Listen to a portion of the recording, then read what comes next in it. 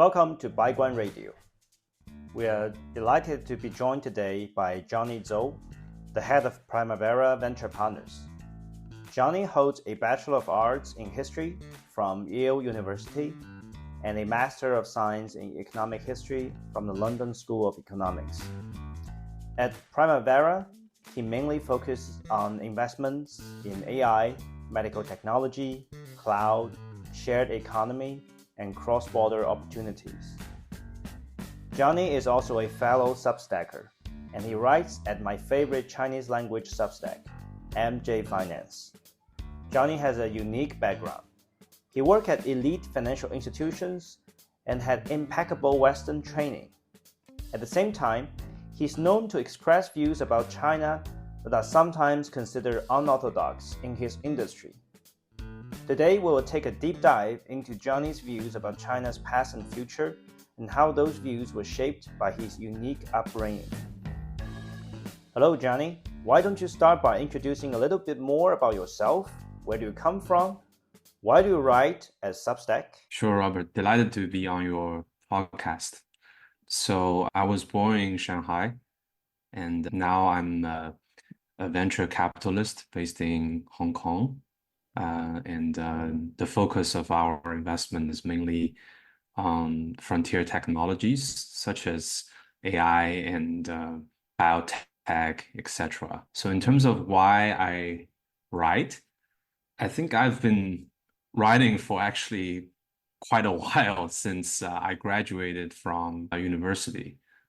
Previously, I was actually more active on the Chinese version of Quora called Zhihu. And I spend quite a lot of time editing my content on that platform.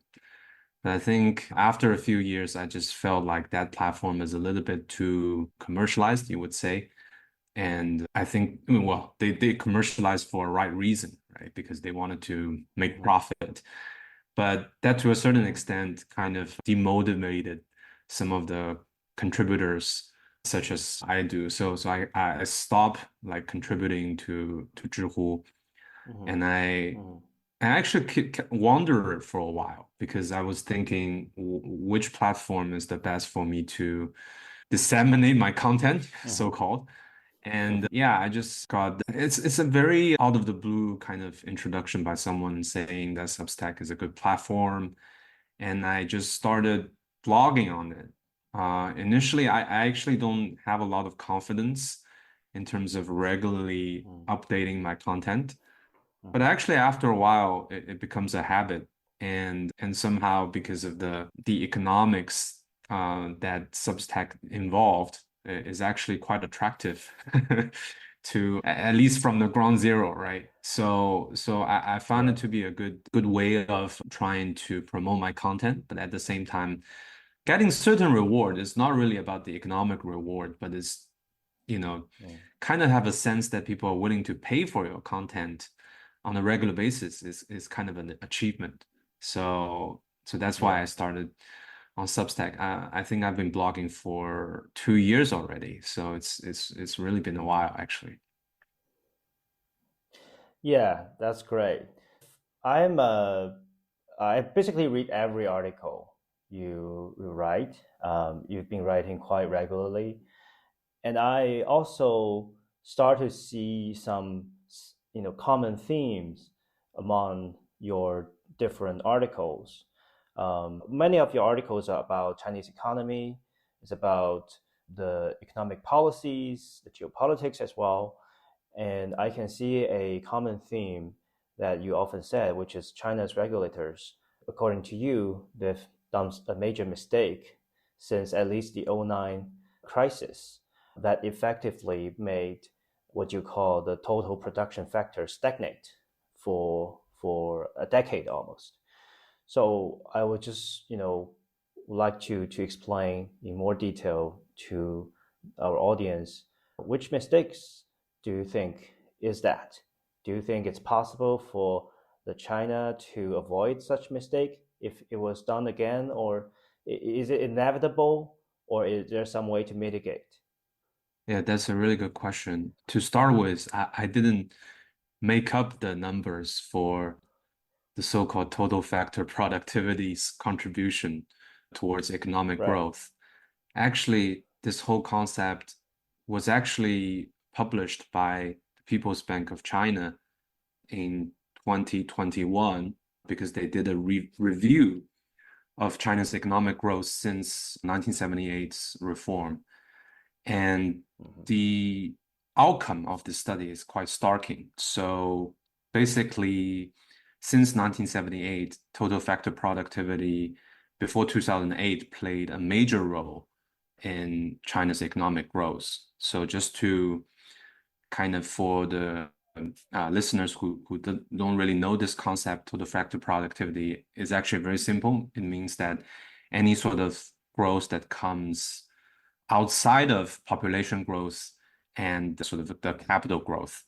So I think prior to 2008, the contribution of total factor productivity towards China's growth is like 40%.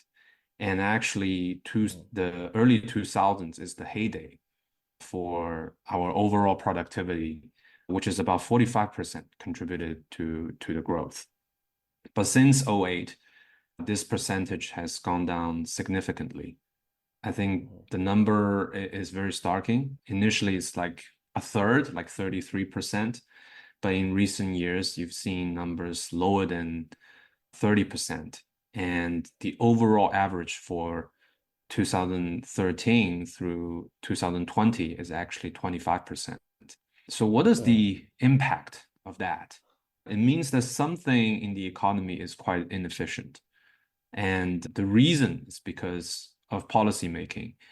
And if you really, read everything in a retrospective angle, which I would say, you cannot really use this as a real world kind of approach. But if you look at this at a retrospective angle, we did make a major mistake in 2008 trying to prop up the entire economy using huge fiscal stimulus, because as a result of that, the capital growth is staggering. And that has been evidenced by the balance sheet expansion of the People's Bank of China. It basically quadrupled since 2008.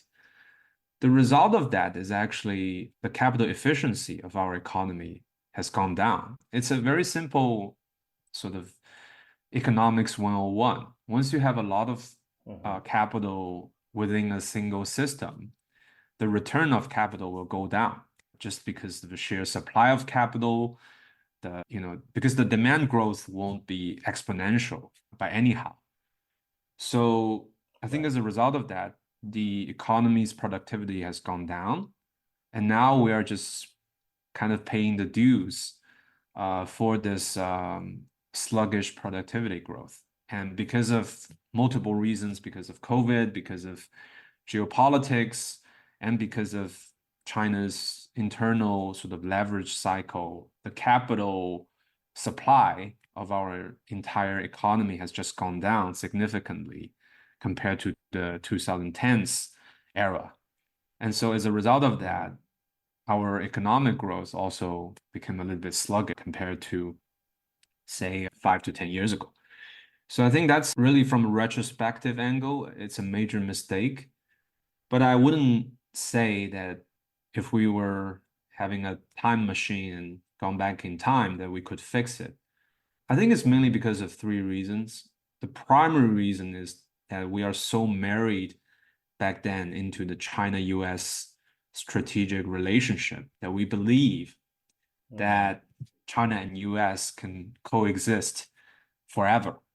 And so because of the 2008 financial crisis and China being the largest holder of US treasuries, we felt like if we don't really stimulate our economy so as to, expand the global economy, and then we'll have a major impact towards this relationship as well as the global economy. So that's the fundamental belief of the leadership back then. And I think it's very hard to really change that view because in 2008, I don't think there's anyone really calling that China's US the biggest enemy or like a strategic competitor or by anyhow, right? So So I think that's Right. number one.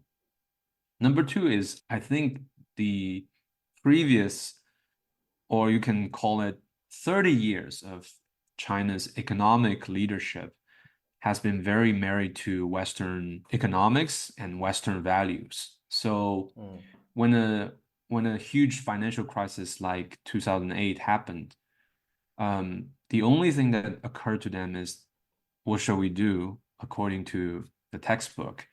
And the textbook response is actually to stimulate the economy. And unlike the US, which they use extraordinary monetary policy trying to prop up the economy, at that time, our main method to expand the economy is through fiscal policy, some monetary expansion, and all that.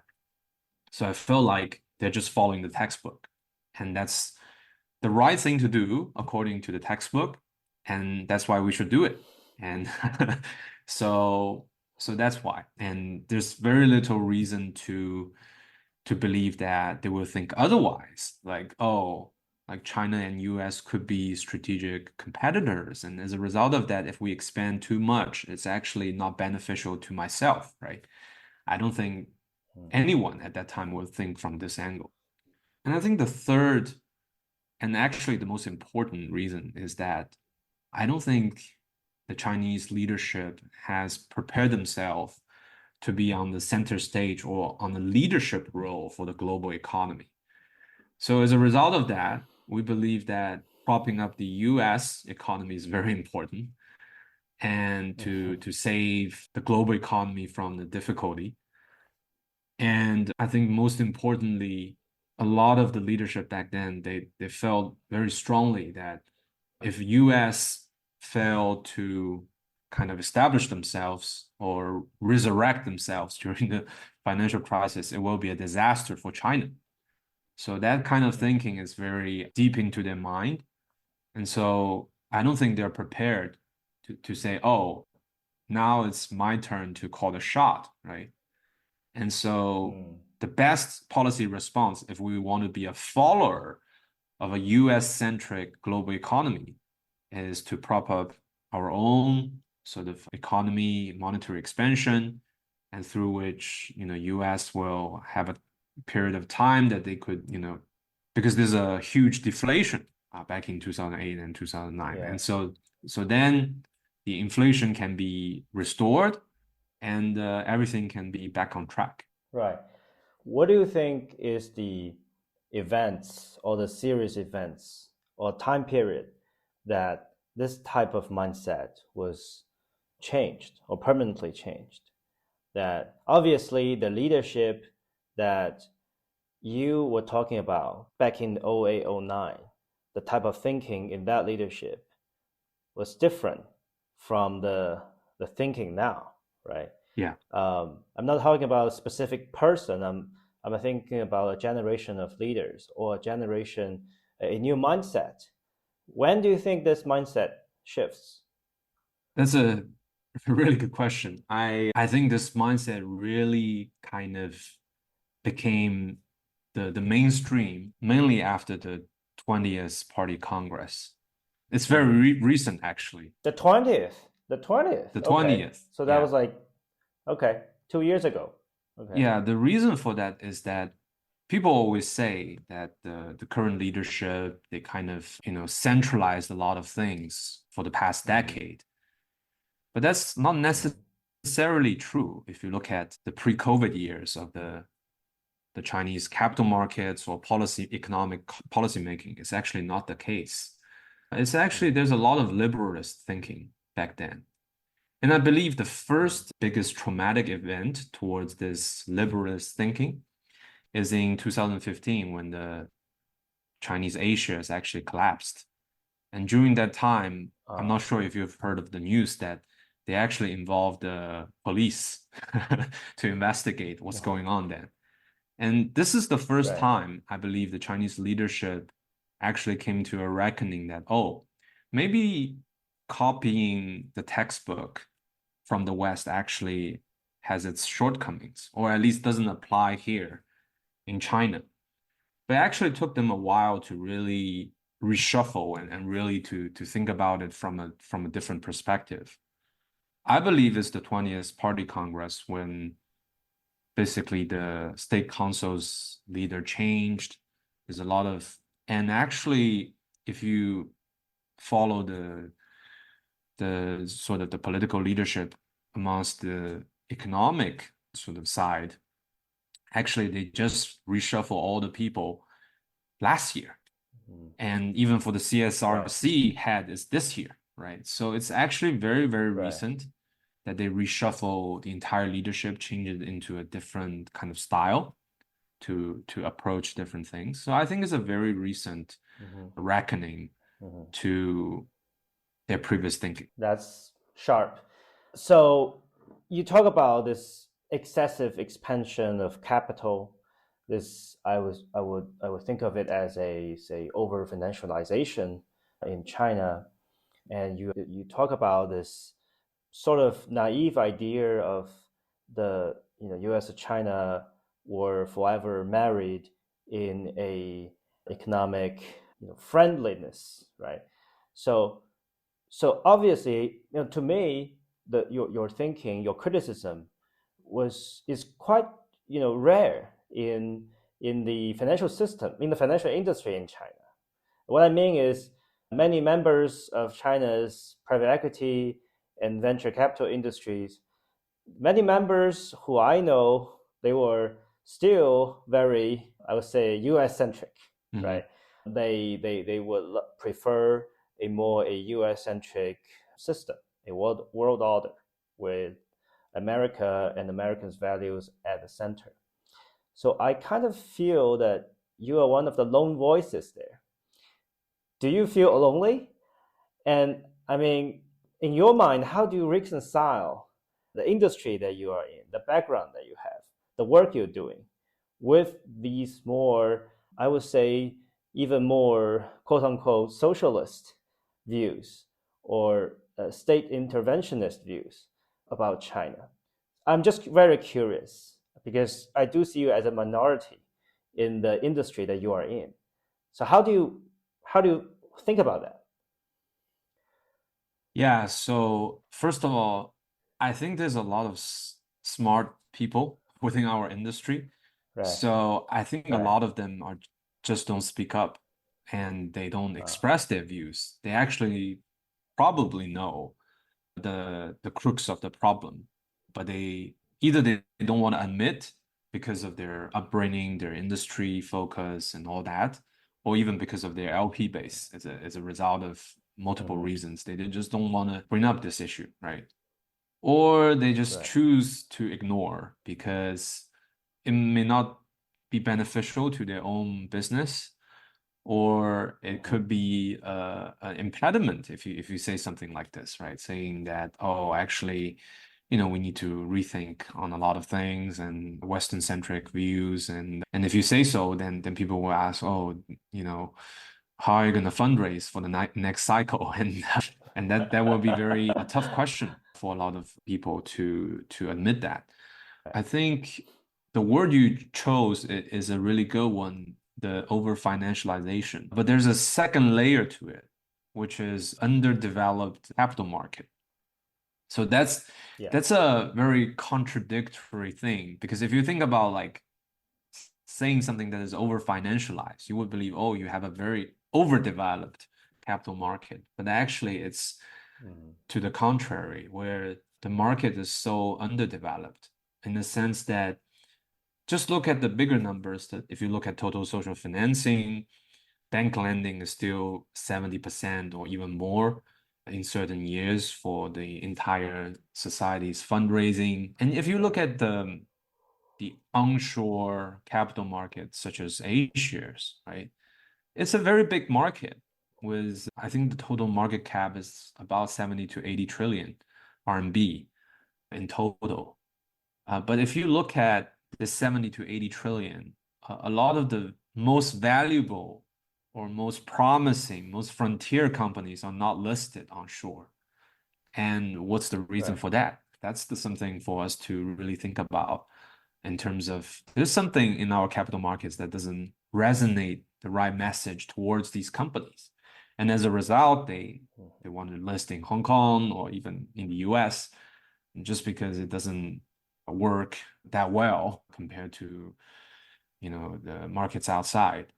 The other thing is what we call, there's a Gresham's law within the capital market, where the easiest explanation is the bad money kind of takes out the good money, right? And I think that's more so in the Chinese sort of capital markets, in the sense that because there's so much money in the pool, but they actually do things that are irrational or could be based on, certain non-economic factors, such as regulatory approvals and all that.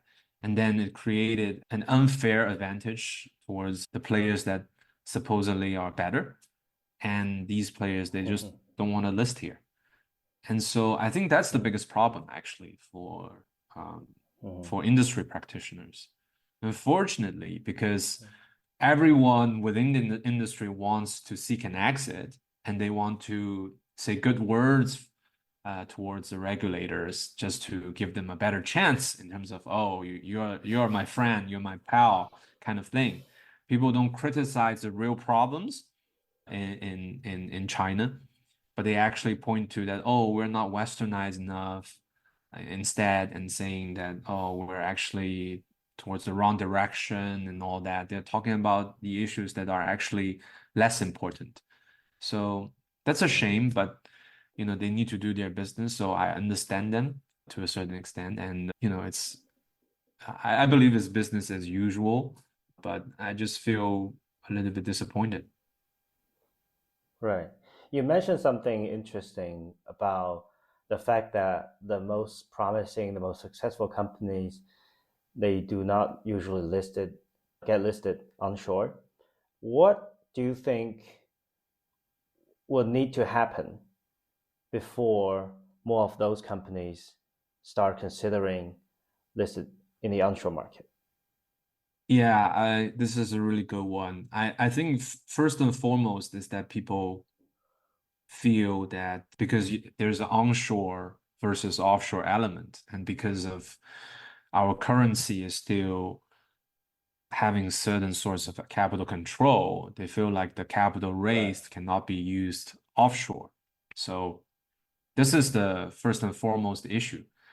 But I think that's only partially the reason. People feel like this is the only reason. I actually don't think so.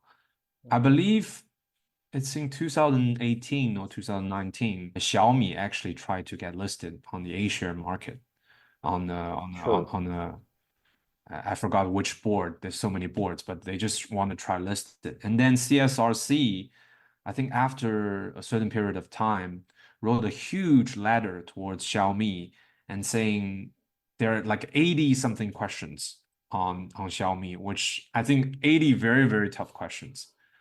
Those include profitability, including capital investments, including all that.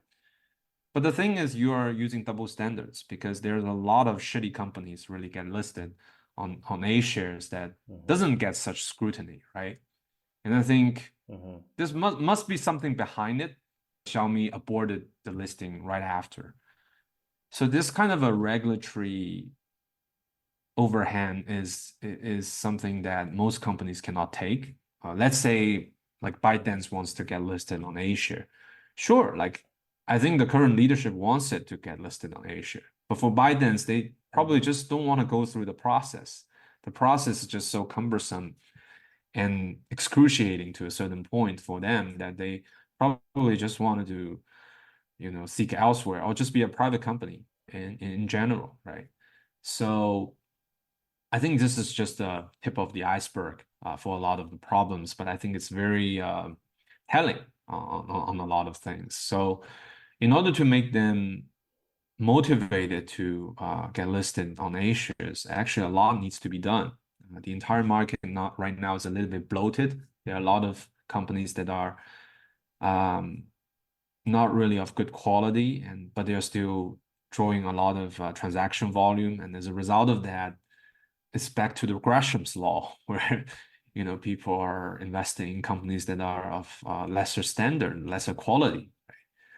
And that also contributes to a lot of the company not willing to be listed on the A shares, right? So I think there's a lot to be done, but it's going to take time. I believe the current leadership, at least the head of CSRC, is really the right pick. I've actually predicted it less than a Yeah, you year did. I ago. remember that. Yeah, Yeah. I feel like he's the best one because he's really worked in the industry for like more than 15 years. Yeah. And if you look at the previous CSRC head since Governor Zhou Xiaochuan, right?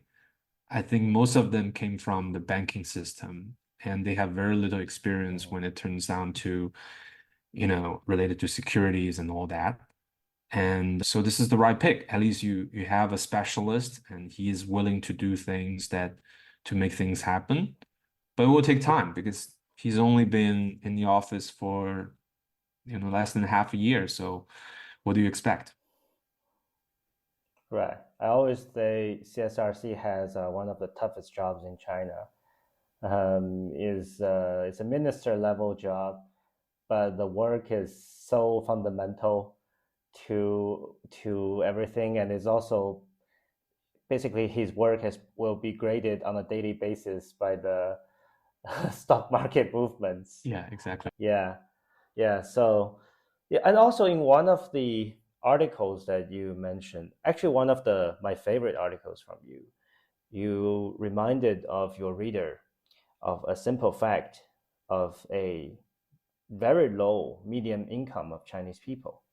And I actually didn't know about that until I read your article. And you were not inventing data, you were quoting directly from the Statistics Bureau, right? Remember, it was about 4,600 something USD per year um, for the median income, right? So basically, half of the Chinese people earn less than that, and which is a shocking number. So I just wonder, what do you think would be the implication of this type of observation, and how can this kind of observation help people better understand what is going on in China? I think it's helpful in two ways. Number one is I think most of the Western media or reporters, journalists, or observers, when they look at least anecdotal evidence towards the views on China, Chinese economy, and all that, they only look at first-tier cities because that's the place where they live or they visit, right? And it's the easiest place for them to visit. But actually, that's only a snippet of the Chinese economy. And I think it's really last year. I did a summary on my travel destinations in mainland China, and I figured out that actually I've traveled more to second and third tier cities compared to first tier, which is kind of an anomaly compared to anything pre-COVID. I would just pretty much predominantly go to first tier cities for business travel. I think the impression on these visits is also very telling. The first tier cities in 2023 is actually, I feel a bit of a decline, especially in cities like Shanghai. I heard that certain measures have been taken, so this year the overall feeling has gone up a bit. But in 23, you will feel a little bit of a decline in terms of traffic, in terms of economic activity, in terms of all that. But if you go to a second tier city like Chengdu, Chongqing, Changsha, or even in the lower tier cities, actually the vibrance there is so much different. There's a lot of vitality in these places. The younger generation is willing to work there, go there to travel, even if, there's a lot of people, they're willing to travel there. And the overall vibe is just so different from the first tier cities that I've visited. So I felt this is a very important point of observation. And so I do check the number a bit, and actually the median income number propped out, which is the 50% line for an average Chinese. And I think it's very telling is that where will this person be, right? And he's not going to be even in the third tier cities, I felt, because judging from his income, he's not going to be living comfortably in the second to third tier cities. So it's likely he's in like a fourth to fifth tier city. But if you think about if he's living in a city like this, then actually his living standards is not low because the cost of living is so much lower there. Probably a person like this, he got some housing from the government, and so he doesn't have a real housing issue. A lot of his living expenses are low.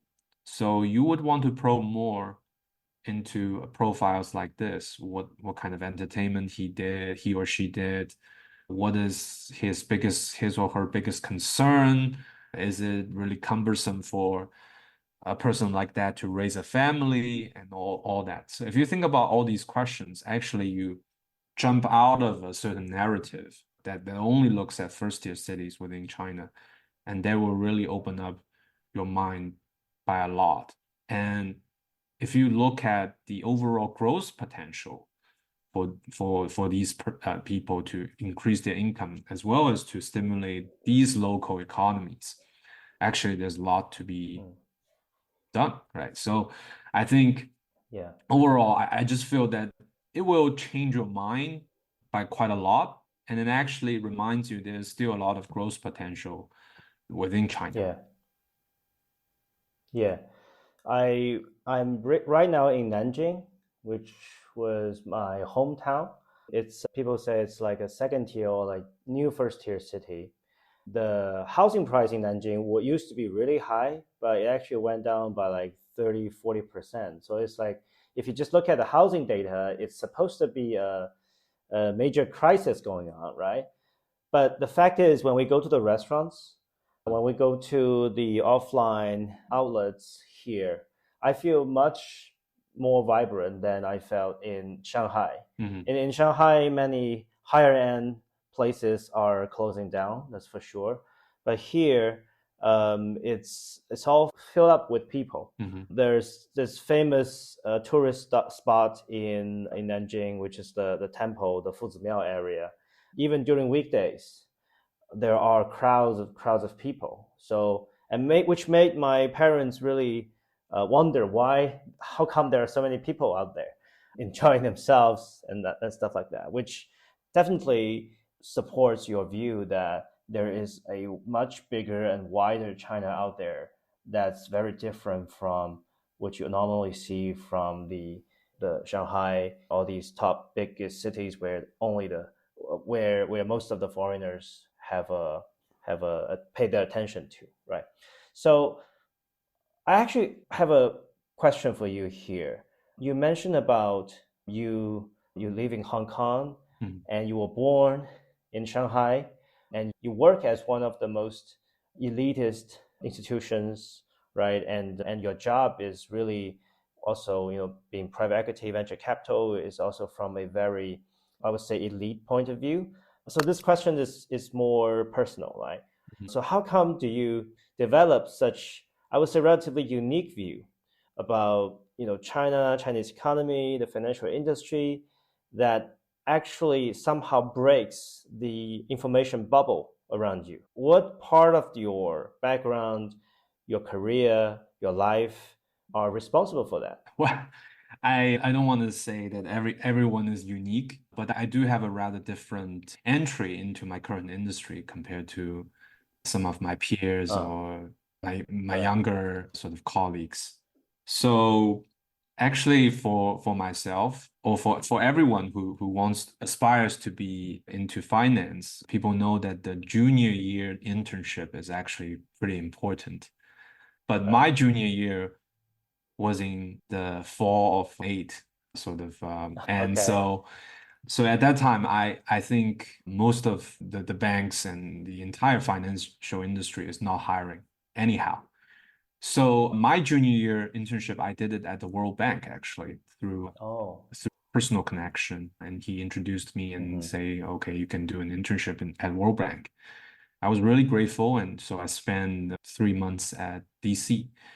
And I actually quite aspired to these type of multinational organizations back then because I felt like, oh, this is a, organization with a background of different people and they have a very high sort of moral standards when it comes down to both in terms of their business and what they're doing.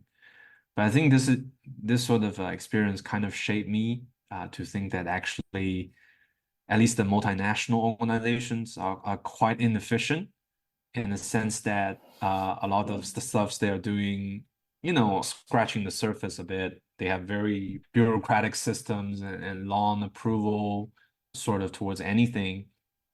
And because the World Bank is a multinational organization, so a lot of countries have different interests. And as a result of that, there's very little to be done because people's interests actually differ by a lot. So I kind of quit on the idea of getting into a really kind of a multinational organization like the IMF or World Bank, which is initially my career choice. And so when I started my career, I was actually very lucky. The first sort of job I have was an economist, Dr. Shen. He used to work at ECB and the IMF, and then he moved back to China. He's a senior economist, once a senior economist at CICC, and then he's a chief economist of Mizuho Securities. And so it's at that time that I did my first job with him. We did a lot of thematic research, and the first research piece is actually about RMB's internationalization. So if you even think about this today, it's still a very hot topic, right? But at that time, it's a really frontier thing to research on these things, and we did a lot of work trying to look into areas that matters towards this topic.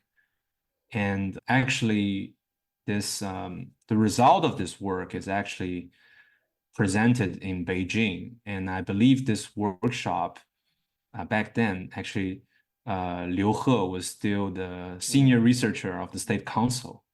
And so he's actually participated in this workshop. So that actually makes me feel that, oh, actually certain works that I did that kind of matters in a different sense. Not because that certain people listen to it, but actually it can be pretty important and influential. And so as a result of that, I kind of have a tap into the industry, and then I'm starting my work at JP Morgan. And back then it's a completely different vibe because people are interested in China, they wanted to invest in China.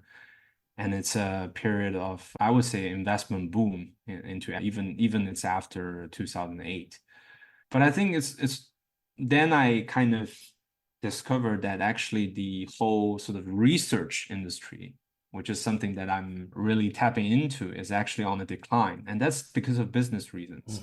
After 2008, there's a law kind of separation between sales and trading and research, which really affects the economics of a lot of analysts and senior researchers based in investment banks. And actually a lot of good analysts left the sell side because of that, because economics and all of the other reasons, they feel like they cannot be well compensated or they could find better jobs elsewhere. And so there's a general kind of outflow of talents at that time related to research. So I'm kind of witnessing that trend, and then there's this opportunity comes up that I could be at a young private equity firm, really looking at real investment cases, and I felt that's exciting to start with. So then I moved my job. So you can see that I actually shifted my focus a little bit from a little bit of a more of a policy macro, like a research side thing, towards a more real life deal guy, right? And so that's why my background into both investments and the financial industry is a little bit different from some of my peers. So I guess that's partially why I tend to look things a little bit differently from others, or the typical, I would say, PVC professionals. They either just Exactly. got all their training from the investment banks and started with banking or do consulting. It's a little bit different. Do you wish to go back to policy circles one day? I think so. That's a really good question because I've thought about this from time to time, whether, because if you're commenting about policy, whether you wanted to make your views or research more influential to a certain extent. But I do feel that actually being an investment professional already for more than a decade now, actually there's a lot to be done in the real world compared to policy research. I believe there's a lot of good researchers already in the system. They're writing tons of stuff on different topics from time to time. Maybe I'm not the brightest addition towards the tons of views they have. But instead, if I'm working in the private sector and working on my own stuff, I can contribute to the economy and to the entire ecosystem in my own way. And so that kind of fulfillment is different. And I kind of enjoy this a bit better than just writing research pieces. I will always be writing stuffs, but that doesn't mean my main job will be just to write papers. Okay, great. So this is probably my last question for you. So over the last few years, there have been a lot of doom and doomsayers about China. For a lot of foreign investors, they are either completely leaving China or they are super cautious about either increasing their stakes. Basically, a lot of people are on the sidelines, right? Even though the last few months in the Hong Kong market, at least, there has been a mini bull market right now. Hong Kong has returned the best performance of the whole world, reversing the trend of the last few years. However, I still think the overall sentiment about China is bad, and especially long-term sentiment. So it's still very hard to persuade foreign investors to put long-term capital into China for an extended period of time. So there are a lot of these naysayers about China's future. What do you want to say to them? And you seem to be someone who is confident about China's future. What makes you confident? Yeah, Robert, I think one of the reasons why I'm really admiring your work is that you have been working on this area of trying to disseminate different views on the Chinese economy or China in general using English. And we used to talk about it. I actually started a website back in 2016. It's called China Spoon. And back then I have the same aspiration. And even today you can find a Twitter account, but the website is already off. And I think it's during this experience that I actually got to know a lot more about how Western media operate and kind of shape the views of people's perspective. And at that time, I felt that's the real point when I feel lonely, is that you're just a person fighting against a giant machine. And this machine's productivity, or at least the ways they operate, is so much more influential than what a person could achieve. And a lot of people's views are shaped by these mainstream media, even till today. And so I do feel lonely at that time, and I'll even get attacked on Twitter, which is very common nowadays. But at that point, I felt that there's just no reason for me to continue this stream of work. If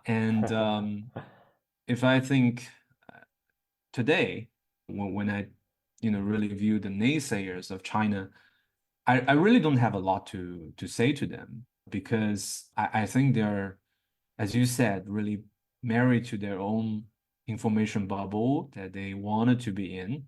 They wanted to believe the things that they believe is factual, which is actually most of the cases not.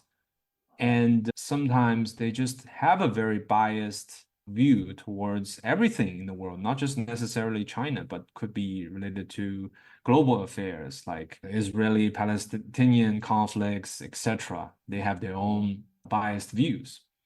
And so I don't have a lot to really to express to them, but I just feel a little bit sad that because we, Western educated, we do have a point where we believe that at least the Western thinking or the Western sort of liberalist society is a model for China to catch up on. But if you look at where things are unfolding today, it's the complete opposite, right? So I just feel a little bit sad for these people.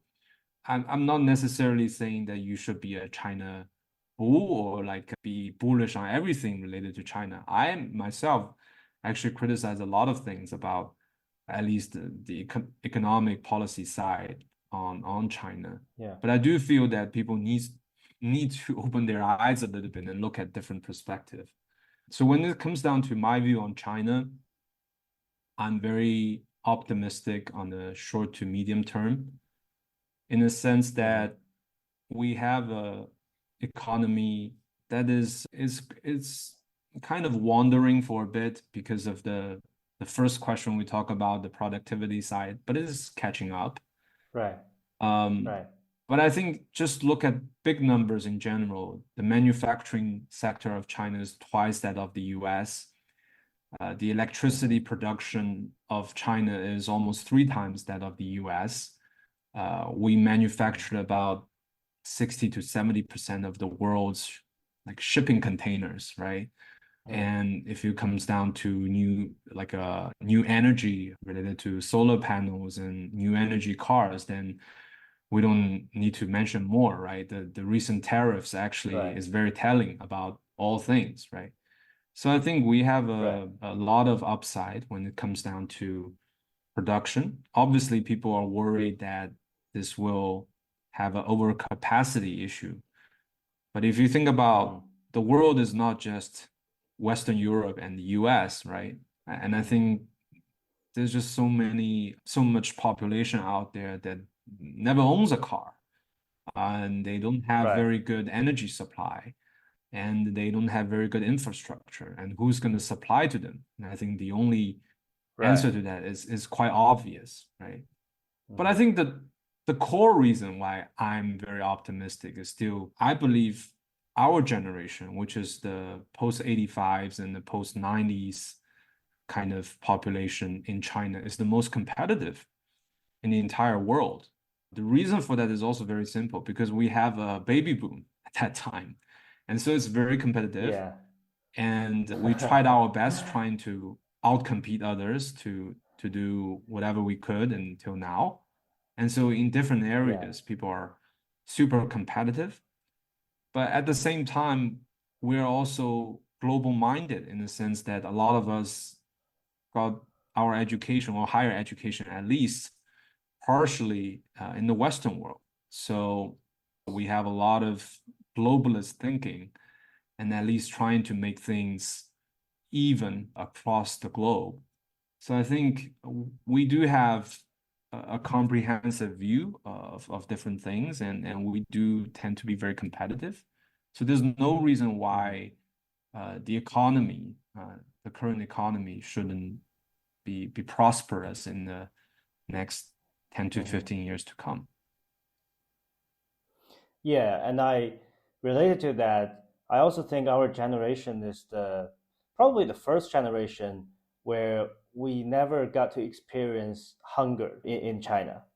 I think my parents' generation, they definitely did, even though they were like maybe only experienced that in the early days of their childhood. But for our generation, it has been just a relatively good life, right? So I think the implication of that is we also tend to be more, less limited by fears, less limited by, and generally I think we tend to be more creative and could be more innovative than the previous generations. That's just my view to echo yours. And you talk about why you are confident. You say that you're confident in the short to medium term, right? Seems like you have some reservations about the long-term prospects. So what do you think are the biggest concerns about China's future, either midterm or long-term? Yeah, I think that's more longer term. And that's why I frame it as I think in the short to medium term, we don't have, well, we will have certain setbacks, just like during COVID, but it's not gonna shake us.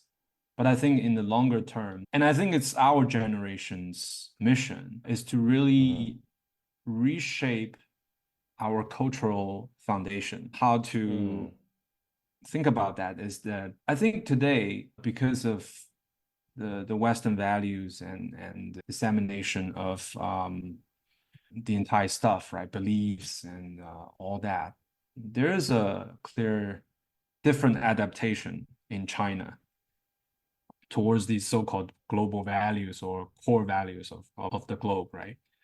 But I think for me, the biggest issue is that I always have this belief that China has at least 3,000 to 4,000 years of written history. Yeah. And we have been a very successful civilization since that time. And there's a lot of wisdom, or at least a lot of philosophy or values that are completely shattered because of 100 years ago, we are lesser of a civilization compared to the West. Right. And there's a point even that our characters will not exist because people feel like adopting Western alphabets will be more efficient when it comes down to expression. Well, luckily we didn't do that because of various reasons, right? But I do feel like there is a need for us to restore or actually rejuvenate the core culture of our, you can call it ethnicity, but I think it's a more multinational thing because there's a lot of wisdom to it. It's not just applicable to one ethnicity in the world, right? But unfortunately, because of the past 100 years of history, a lot of us have come down to accustomed to the Western values, and we believe that this is the way to be. But fundamentally, we are not like Western civilization, right? And I believe the biggest problem of China is that we have a belief system right now that is quite mixed and weak, that is of a longer term issue, is that when we are facing crisis or we are facing certain, even a tech revolution, right? We tend to believe that all the traditional thinking, the traditional values and culture should be completely left behind, but it's actually not the best use of our history, of our culture. And I feel like this is the thing that we should work on as an entire generation, because we are, economic wise, we're probably already the biggest economy in the world. It's a matter of time. Right. And our political influence globally is also on the rise. But how will that really sustain without a solid cultural foundation, without a solid kind of belief system? It doesn't necessarily has to be related to religion. It's just the core values that we have, right? And I feel like the current underpinnings of these foundation is quite weak. It's very mixed to begin with, and it's not of the priority of our leadership, at least for now. They've gradually come to the understanding that this is very important. And as a result of that, they have tried to promote a lot of things related to nationalist thinking and all that. But I don't think it's good enough. In order to really to accustom to the new way of life, how should we rejuvenate our culture? How should we think about our traditional values? Is there nothing to be left behind, or there's actually a lot of wisdom to it? is something that we really need to think about. And we really have a mission to take, in terms of trying to make this relevant to our day-to-day life. Because as long as this foundation is solid, we have, as a nation or as a civilization, we have a solid ground to withhold any sort of challenges and defeats, right? But if we are just so weak on this area, then yeah, maybe we currently are on the heyday of our sort of economic growth and all that. But there's always cycles and there are always new challenges. And if that happens, in the longer term, it's actually going to be very destructive to our entire, country or system, or you call it. Right. This seems like a really interesting topic. So could you maybe entertain us with maybe one specific example of where a kind of a new belief system or a more solid belief system could help that actually make things better? Can you give me some example to make it sound more concrete to the audience? Yeah, I will probably raise a very specific example. I think there's a lot of audience or listeners for your program that they don't believe in traditional Chinese medicine. And the reason for that is that they believe that this is not based on proper experiment. And also because of the entire ecosystem, it's very profitable and all that. People think that it's a very gray area in terms of from an industry perspective. A shady kind of. Exactly. But is that really representative of the entire thinking behind it? Or there's actually a lot of merits to at least some of the thinking underpinning the traditional system? Because I'm a investor into biotech, and most of the companies we look into are Western biotech companies, or even based in China, they used Western medicine. And I have a very observation is that a lot of the so-called really good drugs for diseases like cancer, it only kind of raises your life expectancy by like 12 months. So is that really a good drug? Is something that I really often ask myself, right? And even from the traditional Chinese sort of thinking is that instead of trying to prevent the disease when it happens, you should actually do some precautionary measures to avoid these certain things to happen. For instance, right now people eat a lot and they eat a lot of different foods and they either get overweight or get the nutrition system is a little bit, not in good shape, right?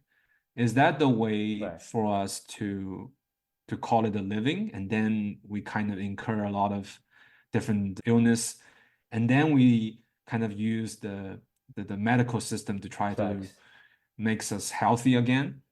Or is that the best approach, right? So I feel like if you look at the Western medical world, at least, the best drug is you take it and you take it forever. That's the best drug.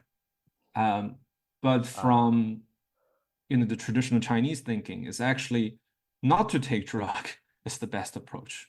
Right. But rather to prevent something from happening, because we know that you are prone to something, or there's a certain risks of your incurring certain diseases. So I do feel that this is something that we should really look into. And just as a statistic anecdote to that is that the US healthcare system is the most inefficient in the world because of its expenditure in terms of GDP is so high. But if you look at purely from a capitalist view, the best pharma companies are all in the US mostly. Yeah, that's very, very interesting observation. And thank you so much, Johnny, for joining with us at this podcast. I think we should do more of these in the future as well to expand on many of your ideas. For everyone, again, Johnny writes at MJ Finance Substack. MJ Finance is a Chinese language Substack. I hope Johnny could rejoin us in writing English again someday.